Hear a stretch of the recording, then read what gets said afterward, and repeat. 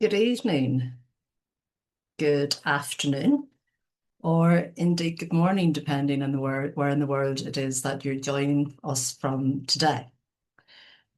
Just a note on the available access accommodations. The lovely Altan is providing us with sign language interpretation, and we will have captions available as well.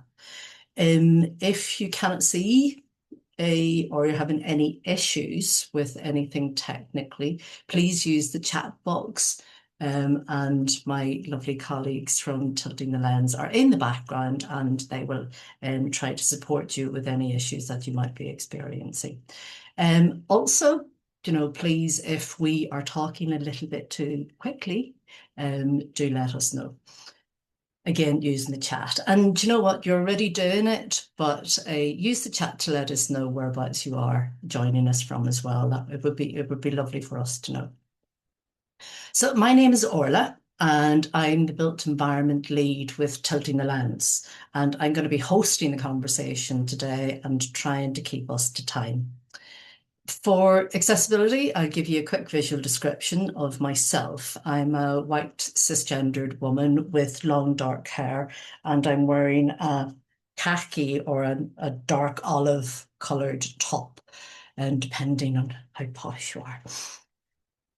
So the title of this evening's discussion is What if Disabled People Design the World? And why we wanted to host this conversation like this is that often when we talk about access, it can become very technical. And the focus is on compliance and regulations and building codes and the like. And what gets left out is how buildings and places can make people feel. Accessibility in the built environment is such a fundamental factor for many disabled people, and it affects every aspect of life. The reality is that it's not one size fits all. For every single one of us, how we interact with the built environment will change over our lifetime, and how these spaces are designed should change with us. Too often, what gets missed out is the voice of disabled people, and that people do not fit neatly into single identities.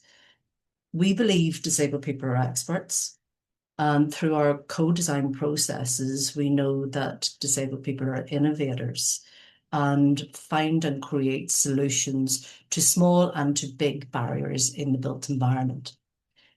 And this is what we would like to explore today. We have an interesting panel that will help us to explore the reality of accessibility in the built environment from different lived experiences. We will be asking our panelists to share their experiences of public places or spaces that have resonated with them and why that is, which could be because they're particularly good or possibly bad. And we can learn from that. We also want to look at the types of design solutions that have worked and why that was, so that we can tease out creative solutions that would make for a better approach to accessibility. Throughout, you're invited to use the chat function to also put questions to our panelists, and we'll get to Q&A at the end of the session, but use the chat throughout. The team will be monitoring that, and just whilst your comments or your questions are fresh in your mind. So without further ado, I think we should get started and welcome our panelists to the screen.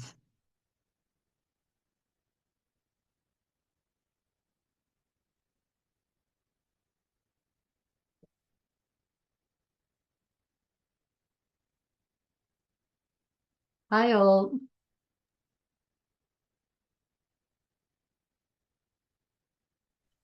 Okay, so by way of introduction, I'm going to ask each of you, and Peter, I'm going to come to you first, to share with us from your lived experience in public spaces, what stands out for you in terms of how they make you feel? Thank you, Orla. Thank you, team. Great to be here, and great to see such a number of people with us. I'm a white man, approaching 40, sitting in a wheelchair, and I've got Mickey Mouse in the background, clapped slightly. Ola, I wanted to share an example of a cafe in my town. In I live in Colchester in the UK. We've got sort of a big park in the centre of town. It's got an old castle in it, and on the edge of it, it's got a really lovely cafe that you can get ice creams, coffees, sandwiches, right? So I think you can kind of guess where this might be going. I use a wheelchair, and there's a step like about sort of say, I mean, 15, 20 centimeters big, maybe a bit bigger to go in. So what was my first reaction to this? Like there's no sign, there's no information. So my first reaction was like I feel it as a message that I am not welcome. Right? Like I feel that I can't get in there. There'd be room for a ramp, there's room for alternatives, but I just feel that I'm not welcome. And one day, I quite enjoy on a sunny day having a fight with strangers about accessibility issues. So I said, sort of, I went to them in sort of slightly confrontational way, being like, "Where's the ramp?" And they're like, "Well, of course we've got a ramp. I mean, we didn't put a sign to it. We didn't tell you about it. There's no way that you would know that. Your experience from all these other places suggests they might not, but of course we do." So they've got a little ramp and they bring it out, and that's beautiful. I can go in the cafe, I can have my sandwich, use the accessible bathroom they've got, right? But then normally I don't because it involves gesturing to someone at the back. And like I wanted to bring this example to start with, Ola, because as we try and broaden out from like the direct physical side of aspect of the direct, what is the building, what isn't in the building, we look at these things like what is the information, what are the signs, like how does a place make you feel? So that's how I wanted to start today. Thanks so much for having me. Thanks, Peter. Scar, and then I'm going to come to you, Lee, just to give you a bit of forewarning. Scar, can I ask you the same question? So, from your lived experience in public spaces, what stands out to you in terms of how they make you feel? Thank you, Orla. So I'm a kind of gender ambiguous person with hair which is auburn and is definitely not my natural colour. I have glasses on and a blue shirt, and I have a bright kind of collection of objects which are stuck on the wall behind me, which is otherwise white.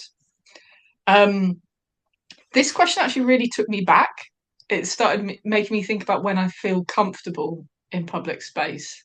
And when I was very little and I would go to school, and I loved school when I was very little, I would walk into school always with my shoulders like bouncing.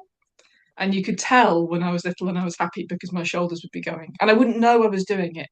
And I think that that kind of way in which I stimmed when I was little was something that I really lost when I then became aware of what was socially acceptable in public space.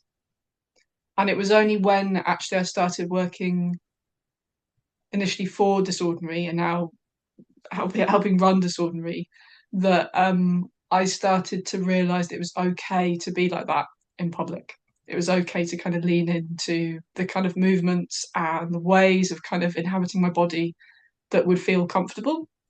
However, I would also say on the other side of this, as somebody who is genderqueer, public space is quite a scary place, I think, at the moment. So, um, where can I feel comfortable fully inhabiting myself and my body and its desires? And actually, quite often, it's places where other people aren't necessarily.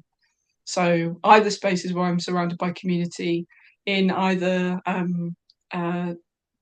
in kind of disabled community organising or in queer community organising or trans community organising, or in spaces where I'm like by the sea or I'm in a bog.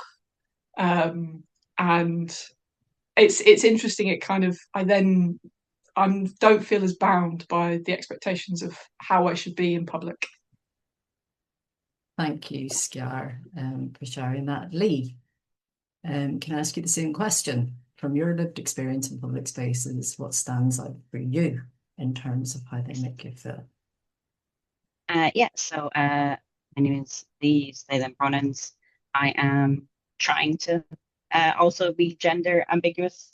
I have curly-ish brown hair that's long on the top, and then I have wearing a salmony pink shirt, and I am laying back quite far as I'm not quite well today. Um, and when I think about how I feel in public spaces, um, normally I come to this question quite a basic access level as someone who is a wheelchair user. Can I even access the space? Quite like Peter was talking about. Um, but today, as I'm unwell, I've been thinking about how often when I'm having a flare up of chronic illness, uh, I stay at home. Not necessarily because I'm not well enough to go out into the world, but I find that there isn't spaces to be unwell in public or in built environments. It's, I mean, quite isolated to home or a hospital or a medical setting. But when you're just unwell in a little way every day, there's quite few spaces in public to rest or where you're welcome or safe to take a rest. Um, so what I'm thinking about is how I feel about um, that there's very few places, especially as there's more hostile architecture against loitering or unhoused people, is there's a lot fewer spaces to rest or be unwell in public, and that makes me feel quite unwelcome to even venture beyond my own house when I'm not feeling well. Lee, you're awful good that has joined us today when you're not feeling well. So thank you for the extra effort in joining us. And finally, Heylove, can I ask you the same question? From your lived experience in public spaces, what stands out to you in terms of how they make you feel? Thank you very much, Ola. So my name is Heylove Robert Mark Senior, and so as per description, I'm a black man with a low haircut and low waistcoat as well, and I'm sitting upright and with a blue jeans shirt. And so I think this is a good one today to be able to share my own experience. And this will have to do with public transport, which had affected me so greatly negatively. And so I attend the Maynooth University. Basically, I'm based in Ireland, just to let you know. And going to school, I have to call the train station and for them to arrange their accessible ramp for me to be able to get aboard a train to go to school. And I think it's not a good idea because I have to give my personal details as to where I'm going. Every time I'm going out, I need to call the train station and let them know where I'm going and disclosing my location, disclosing, every information, that I have. So it's kind of weird. And getting on the train, I believe that there should be some automatic ramp, that can be able to access. Why if I'm having an emergency or want to have some spontaneous trip around. And so I need to call somebody to come help me, which doesn't sound right, you know. So that one, I've made a couple of engagement and I'm looking forward. Also, the pavement between the the train and there's a big space there and anyone can fall between there anytime, and I believe that there should be some um, repair there, lift the pavement up, where in the train, it gets closer to that pavement so that no one falls in that pit. Because what if it could be anyone else, even if not a disabled person, you know, and could drop in there. And so, yeah, but I feel that it's a well one, and I hope and look forward to that issue being addressed because I've been flagging that every now and then. Yeah. Thank you, Heylove. And well, thank you, everyone. And I think that just the things that you have shared will resonate with maybe many of the audience members today. So, Lee, thank you for holding in there when you're not feeling well. I'm going to come to you first and then go to Skjar to ask you, where are the places or who are the people that are delivering access well? Yeah, for me, when I think about who's delivering access well, I actually think about the people I interact with in queer or disabled communities who cannot afford to buy or rent spaces that are built for purpose, specifically that are accessible in terms of step-free access, or accessible in terms of maybe even loop integration. And so this one specific queer social group that I attended a few weekends ago, they were having trouble finding a space, and they I can only describe it as accessibility hijacking in a way.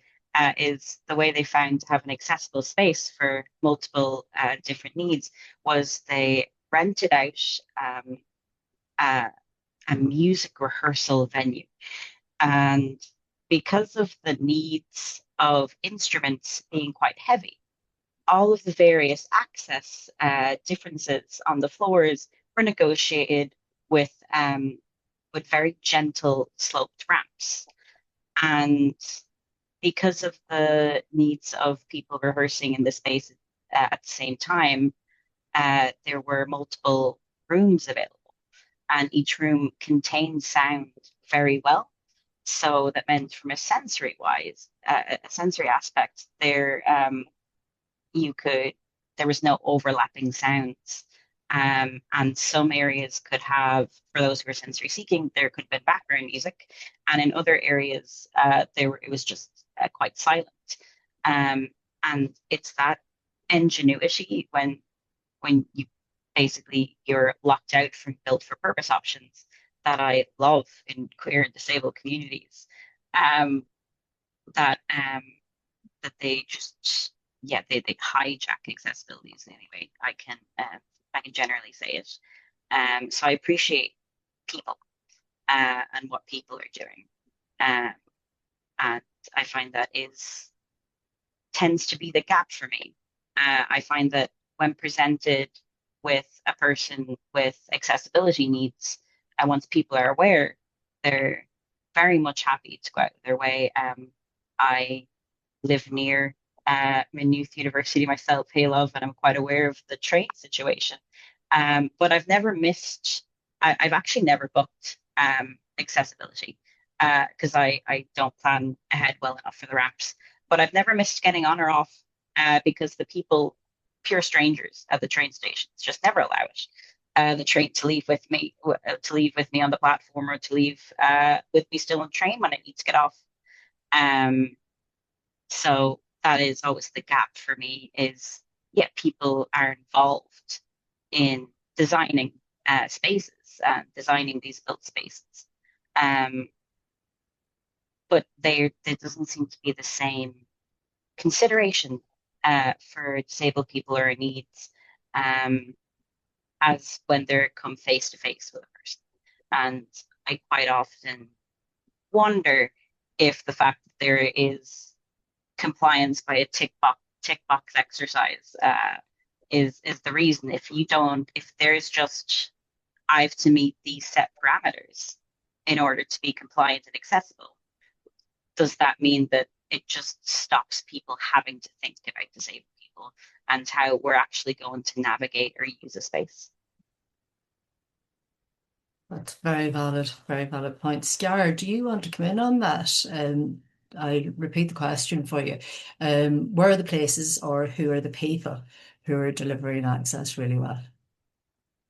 Yeah, thank you. I completely agree with Lee. Which actually there was a pre-chat where we had a similar. We went off talking about this, I think. It does seem to really be this tension around what is operationally done versus what is built in physically.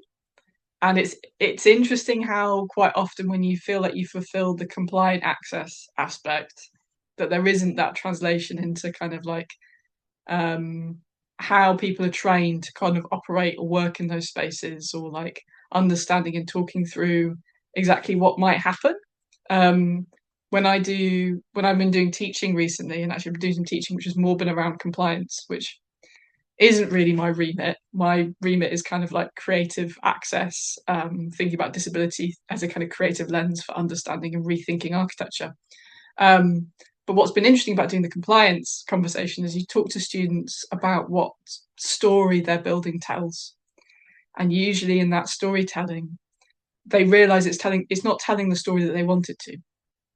And so it's not this thing about necessarily architects or designers not being necessarily interested in disabled people, but they're not given the tools to kind of tell those stories. And then you have this gap that happens, this gap both in design, but also then how design kind of exists as one thing, and then the operational side kind of exists as another. I completely agree that it's interesting how communities who often find themselves in spaces which are not perfectly compliant access are often also the communities who are very aware of trying to find a way to mean that more people can access those spaces. I would say that sometimes there's a tension though, because I think there's sometimes a way in which particularly neurodivergence is kind of like embraced in like queer and trans spaces more readily than other experiences of disability. And I think in that there can be a moment of access washing where there's a kind of the kind of where you invite certain people and you feel like you're doing access in a particular way, but you're not actually thinking about the diversity of different people's experiences, because it's still kind of conforming slightly to an idea of what you desire in a trans and queer space. That being said, it does vary. It varies kind of considerably, but it is this thing about this tension between like almost community organizing, which has largely been where the kind of creative work, where almost the kind of access as compliance almost started, really. Like it started with the creative work in many instances, and then it developed into kind of codes and standards.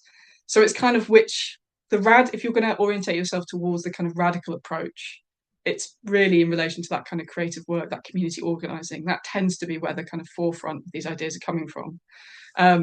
But I also I noticed that Karen from Studio Pacifica is in the webinar chat.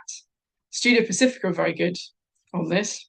And also Karen did one of my podcasts recently. So I think that I completely agree with Lee that it's orientating towards the people versus the places. And actually, if something is operationally, if people have a desire to make something accessible and they really understand that, and they're investing in that, then they will work out a way, even if it's not necessarily perfectly compliant. They will find a way.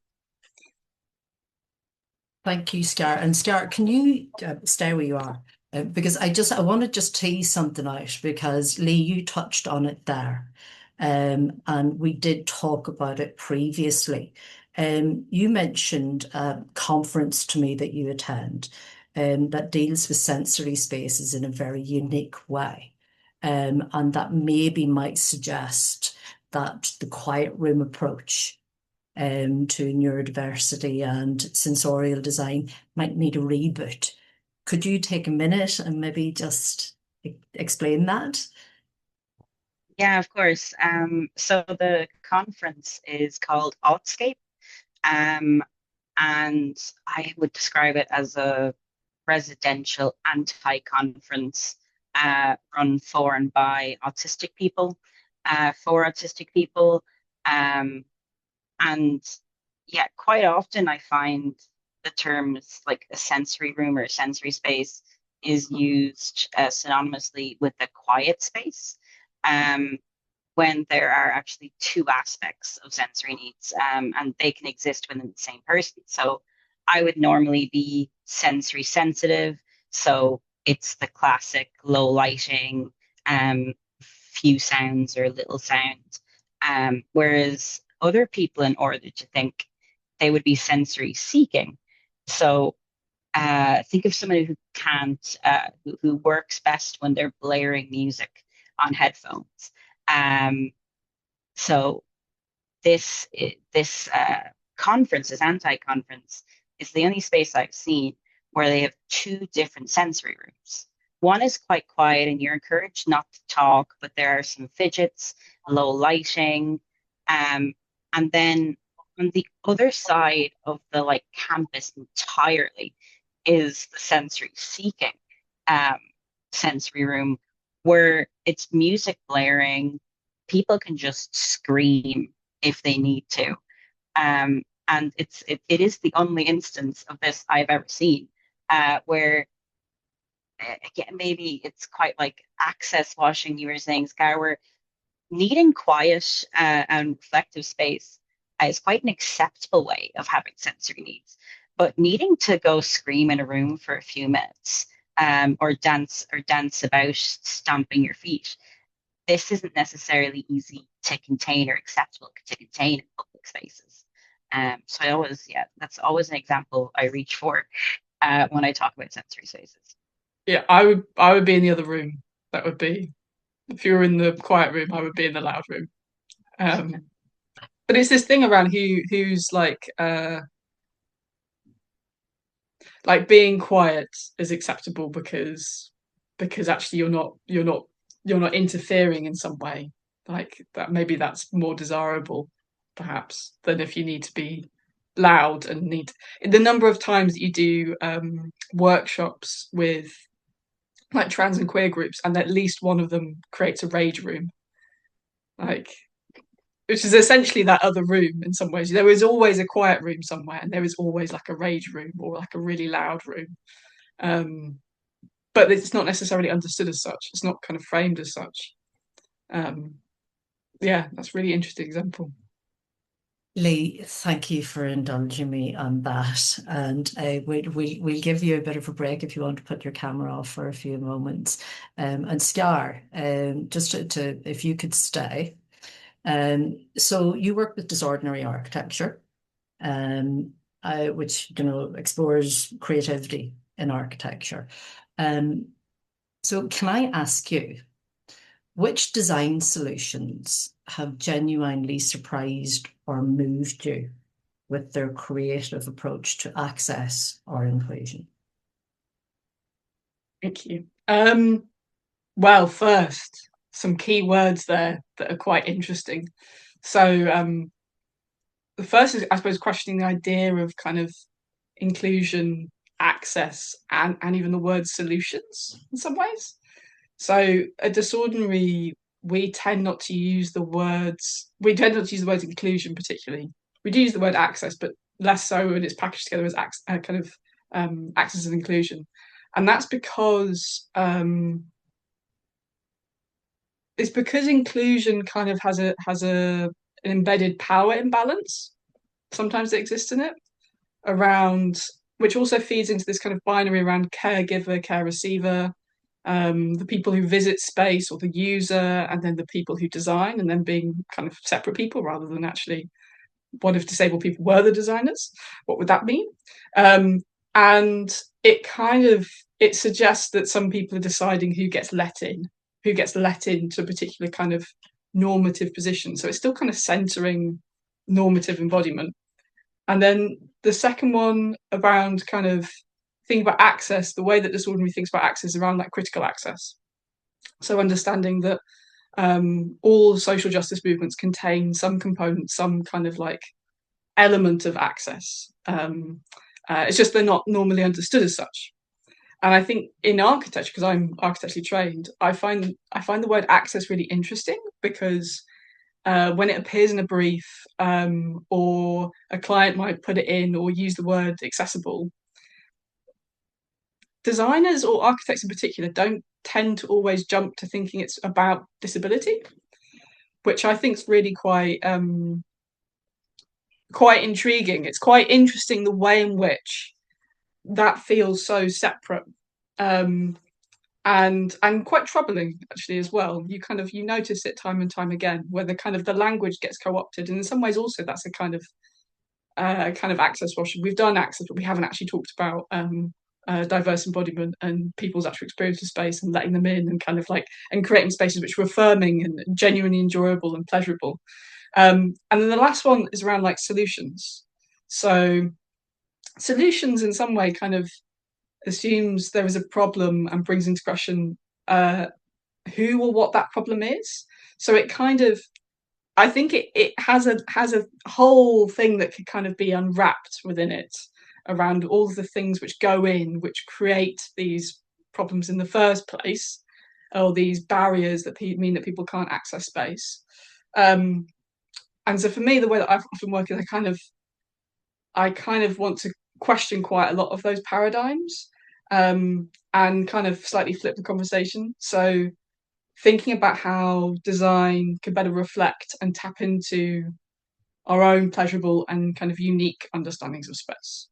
So less about meeting or getting everyone to this what Rosemary Garland Thompson would call the normate understanding of the world and experience. It's really investing in understanding that we all have really, really diverse understandings and relationships to architecture, relationships to built space, which have so much untapped potential around pleasure and desire and joy and humor. Humor is a huge part of Disordinary as well. And so it's also this question of orientation, I think, which is brought up a little bit with with the way in which the question is phrased. And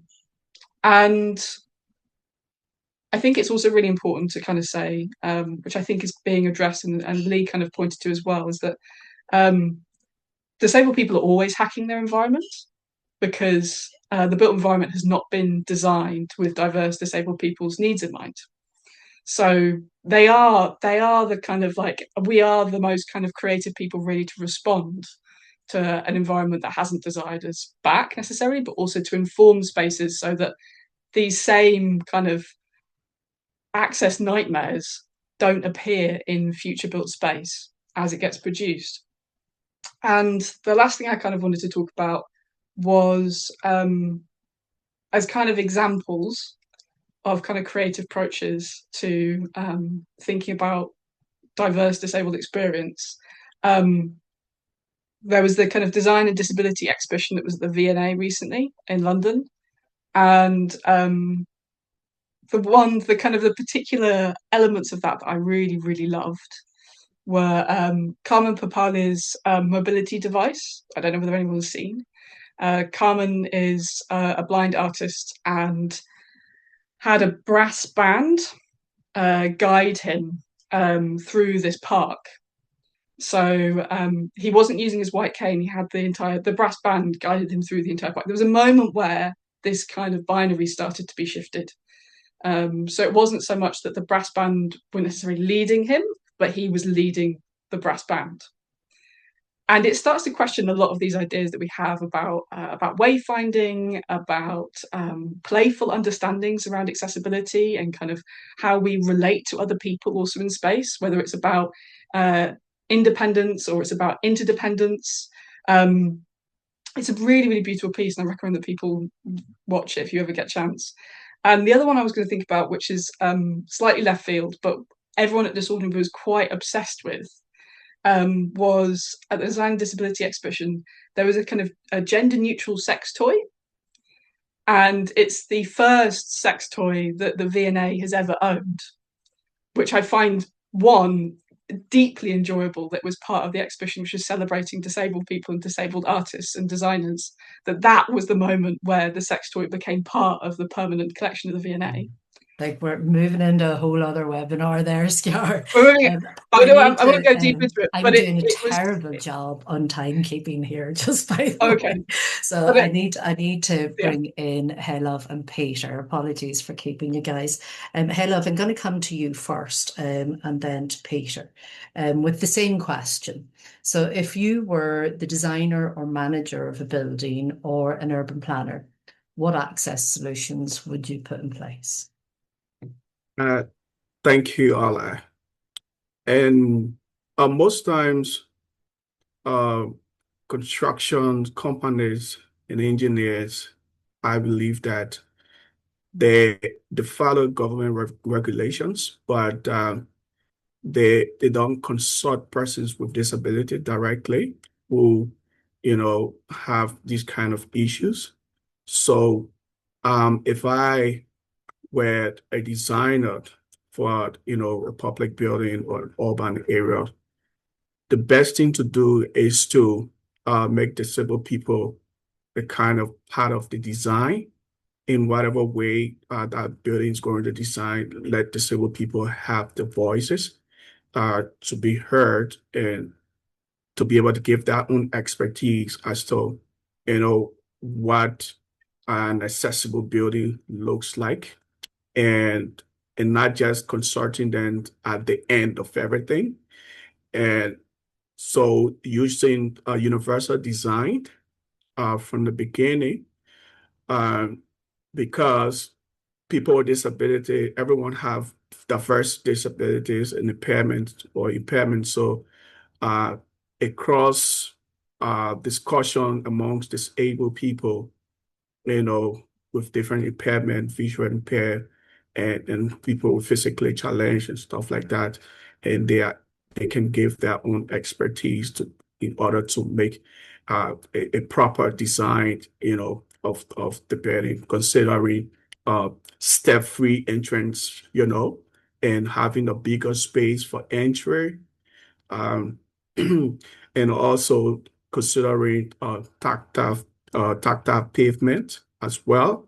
These are very essential um, things that people with disability use to access buildings and ramps and escalators, as well as a lift.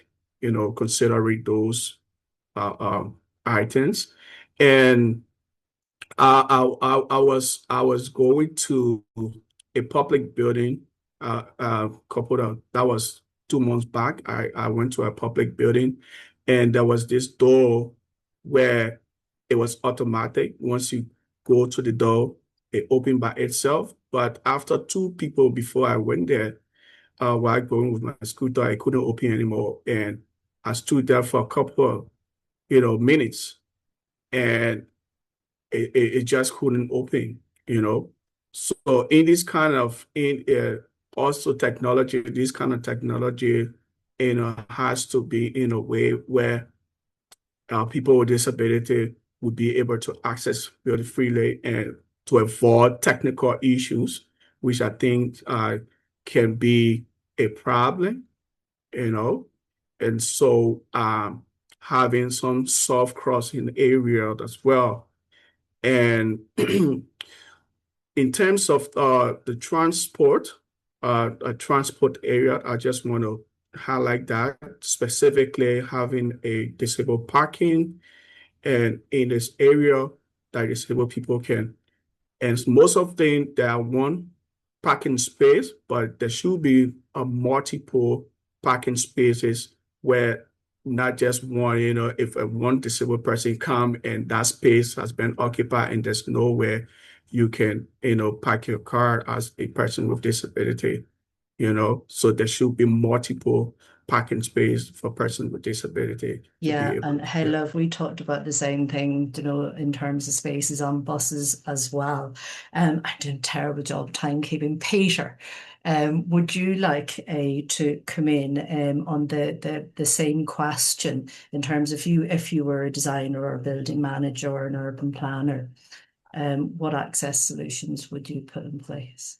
Thank you, Orla. Such an interesting discussion, really opening up the sort of creativity and diversity of the type of access solutions there might be. I hadn't thought, for instance, of a rage room before, but definitely putting that on my access checklist.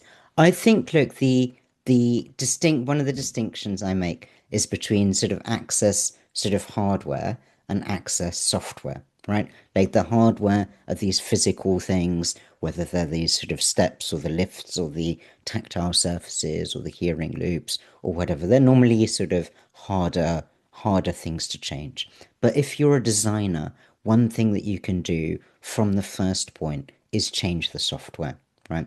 Change that way how people are greeted, what information is available, how the space is used, the processes that you get support or adjustments, right? I think we've heard a lot of examples from the conversation about the accessibility hacking. I also really love that. Really love that space. Love that phrase. The way we can set things up so that the way people can use spaces in diverse ways. And I think it's that that diversity that's good to kind of speak to on this, or in the title of that webinar. I write a newsletter called Disability Debrief, and the idea there is that disability gives us a new lens on the world and a new lens on design and how we use spaces. The lived experience is so diverse. I think that's also really come out today, that the way that disabled people move through the world, see through the world, and experience it shows us a new way of understanding spaces and accessibility and how they're used. And so I think the other thing as a designer that's important to do, as we've kind of all been saying, is finding ways to listen to that diversity and to get feedback, and that sort of co-creation with disabled people is a huge asset. Thank you so much, Peter. And I think, we could have allowed, or we should have allowed, an awful lot longer for this webinar this evening. Shout out to you, Heylove. You're getting thanks in the chat for mentioning universal design. Just we do want, or we did allow, or we encouraged people in the audience to bring in questions, and I'm going to actually try to amalgamate a couple of these together. This maybe speaks to some of your experience, Heylove, but I think it's something that we could all contribute to. So thinking about refugee-led organisations, or indeed other community programmes which are potentially in low resource settings, what practical advice would you give to organisations in that situation in terms of how to improve accessibility? Thank you, Alec. So currently, I live in terrible vision, and the space occupied is quite horrible, if I may say, and because there is no PA for persons with disability, there is no space, enough space, and there is infringement of privacy. You don't have your own privacy. You have to share space with people, and the bathroom are not accessible, which is kind of bad because I have an incident where I fell in the bathroom, and then so it's kind of very small. There's no way you're able to turn around, and there is no grab bag, something that can support you as a person with disability. So I think that more needs to be done, and we have out of the laws, that kind of support people with disability. But once you don't have your paper as a disabled person. Even sometimes some people have papers, but um, to integrate is a challenge, you understand, because there is no support for you to be able to, move out on your own and be able to access other public spaces and stuff like that. So yeah, um, Yeah. it's quite rare. And I think, also, I just want to highlight access to information in our profession.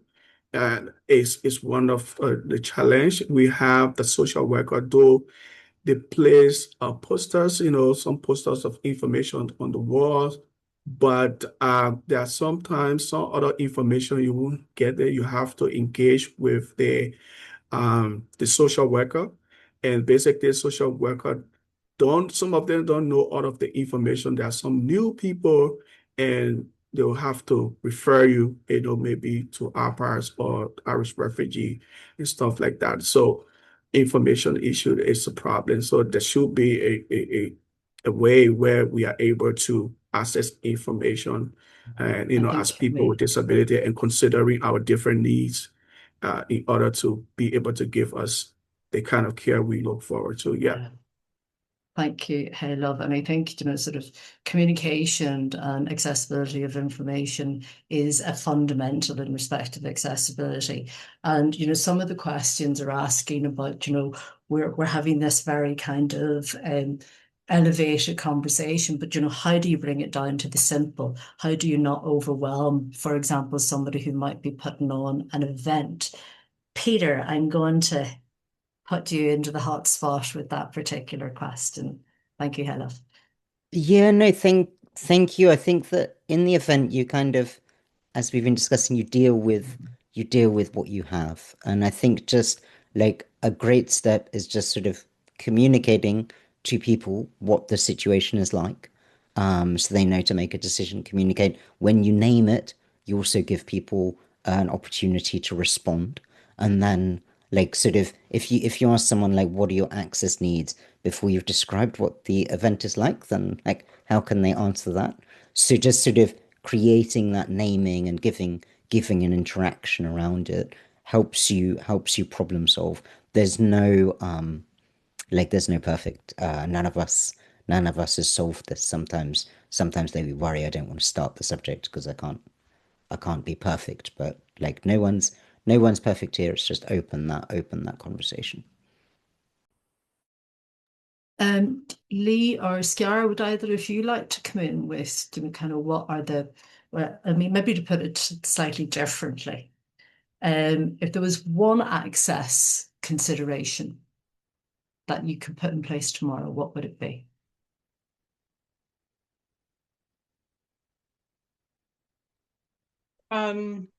I can go. I mean, I don't think it necessarily comes in place tomorrow, but a big thing is fire, and like the narratives that are told around fire and fire safety. And I would want people to be aware that, like, I mean, I'm in the UK, and we obviously had Grenfell the last few years, and that caused kind of big revisions to fire regulations. But one of the key things that they didn't adopt was around disabled people having a right to kind of escape, like a kind of there was one aspect around them having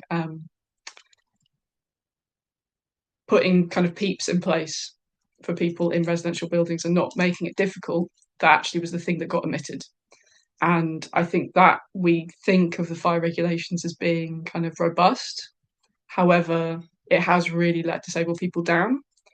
And there needs to be conversations about understanding how people experience refuge spaces and being left in refuge spaces. And so the one measure I would have put in is making it that all new builds have to put evacuation lifts in. And then they need to do proper training around a management plan around the safety around their fire strategy, so that people actually then can reliably enter buildings and know that they're going to be safe. Sorry, I know that's quite heavy, but like, no, it's a very, very, very important point. Maybe quick fire round the others. Lee, what access solution do you think sort of could be put in place sort of fairly quickly? Well, fairly quickly, I have to echo what Peter was saying. I think, especially for low income or low capital organizations or groups, I think it's important to just be upfront about what is and isn't possible in a space or at an event so that a disabled person can make an informed decision. So personally, I have a dynamic disability. And so, for example, I could, if there were certain, if I knew there were certain, like few steps, but definitely no ramps and but lots of seating, I know I could use a walking stick that day instead of a wheelchair. And I suppose that it's when we say how do we make something accessible, there's a million different ways people could have barriers to entries to a space. So you're never going to cover them all. But if you're upfront about and list the barriers or the barriers to entry, then when people say they want to try enter a space, then you can start troubleshooting of how to help them enter based on who is going to use that space, rather than trying to solve all the issues at once when that's not really possible in terms of time, effort, or money necessarily. Sorry, unmute yourself. Something that's come up in the comments as well about, sort of in terms of managing accessibility, so just make sure that kind of rubbish bins or trash cans, sort of aren't blocking circulation or toilet spaces, and, kind of basic good management of access. Very quick fire round. So, I mean, literally one sentence answer. Heylove, what would you put in place, or what could be put in place tomorrow? I think I'm guessing you're going to go with electric ramps. Yeah. So the first thing that needs to be done, basically, to do an accessibility audit, and with disabled people, and fixed, the simplest barriers, immediate, that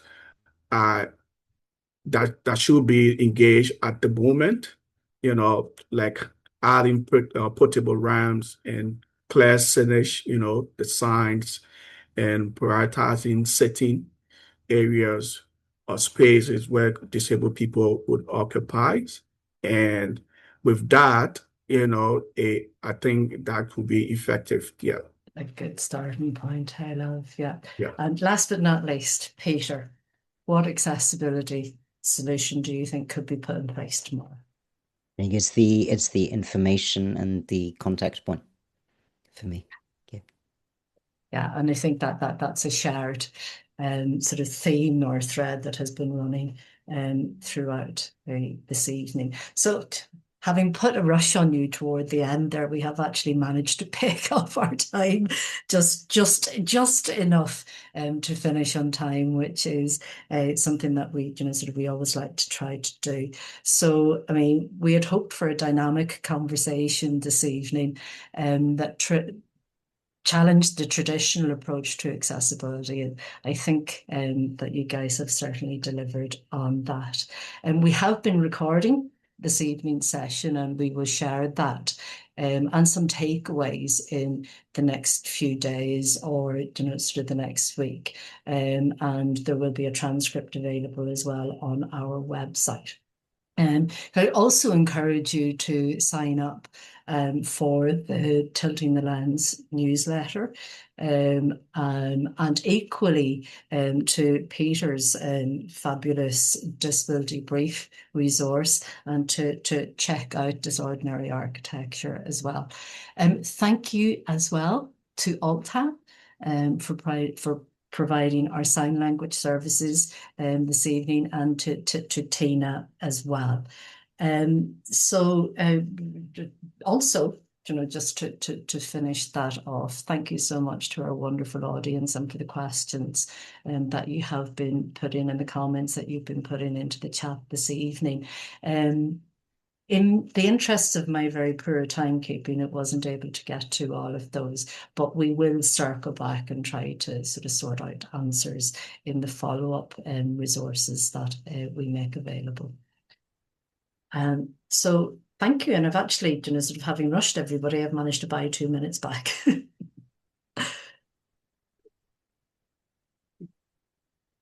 Thank you all. Thank you. Thanks all.